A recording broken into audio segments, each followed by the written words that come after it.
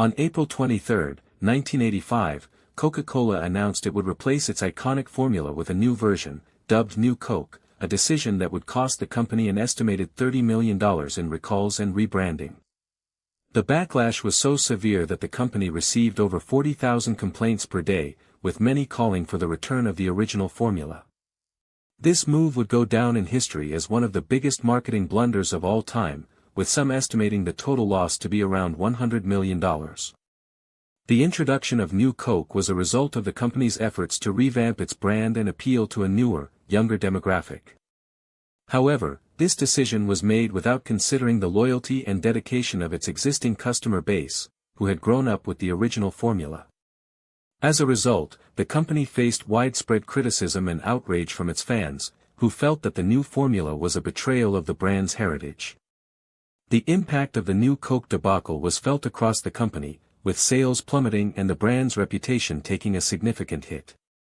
The company's executives, including CEO Roberto Goizueta, were left scrambling to respond to the backlash and find a way to restore the brand's image. Despite their efforts, the damage had already been done, and the company would have to work hard to regain the trust of its customers. The story of Coca-Cola begins in 1886, when pharmacist John Pemberton created a new soft drink to be sold at soda fountains.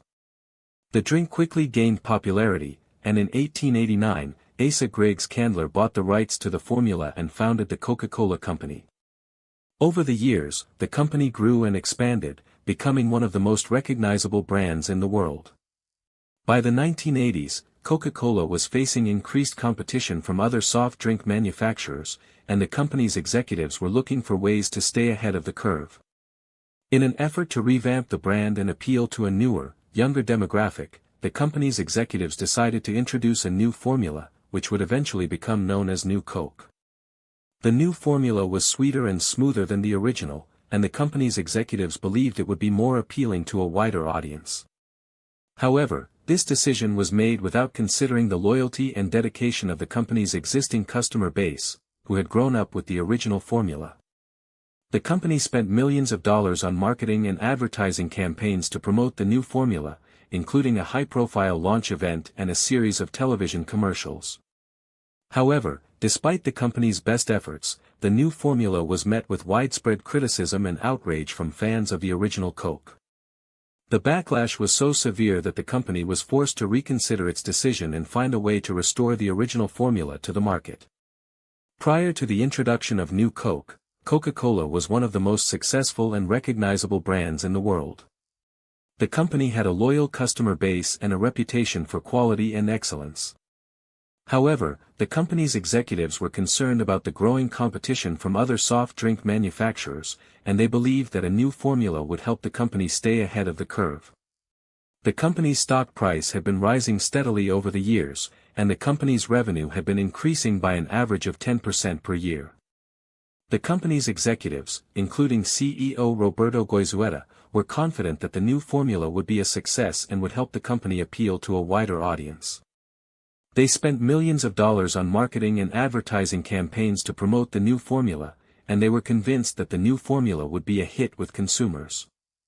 However, they failed to consider the potential backlash from the company's loyal customer base, who had grown up with the original formula and were deeply attached to it. As the company's executives looked to the future, they believed that the introduction of New Coke would be a major turning point for the company, and would help the company stay ahead of the competition. However, they were unaware of the storm that was brewing, and the widespread criticism and outrage that would soon follow.